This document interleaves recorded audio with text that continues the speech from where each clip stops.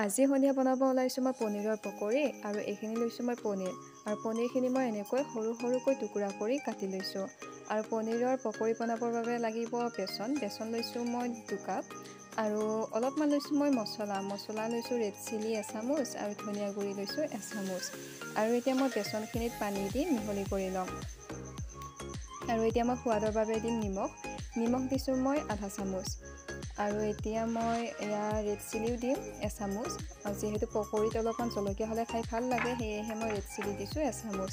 আৰু এয়া সোৱাদৰ বাবে দিছোঁ ধনিয়া গুড়ি দিছোঁ মই এচামুচ বহুতে ধনিয়া গুড়ি নিদিয়ে কিন্তু মই ভাল পাওঁ সেয়েহে মই ধনিয়া গুড়িখিনি দি দিছোঁ আৰু এতিয়া মই চামুচখনেৰে ভালকৈ 2 মিনিট 3 মিনিটমান ঘাটি ল'ম মিহলি হ'লে পকৰিখিনি ধুনীয়াকৈ ফুলি আহে সেয়েহে মই 2 মিনিটমান ভালকৈ ঘাটি ল'ম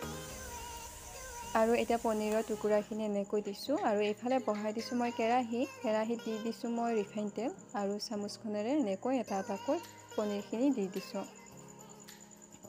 আৰু আপোনালোকে ভিডিঅ'টি শেষলৈকে চাবচোন ভাল পালে লাইক কৰিব আৰু কমেণ্ট কৰিব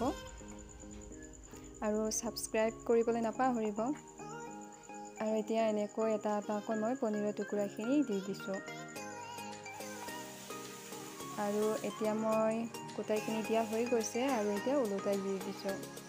আৰু ধুনীয়া কালাৰ আহিছে আৰু এতিয়া মোৰ পকৰিও হৈ গ'ল আপোনালোকে খাই ভাল পায় নে নাপায় কমেণ্ট কৰি জনাবচোন লগতে এয়া লৈছোঁ মই বিলাহী চচ আৰু আজিৰ ভিডিঅ'টি ইমানেই আছিলে ধন্যবাদ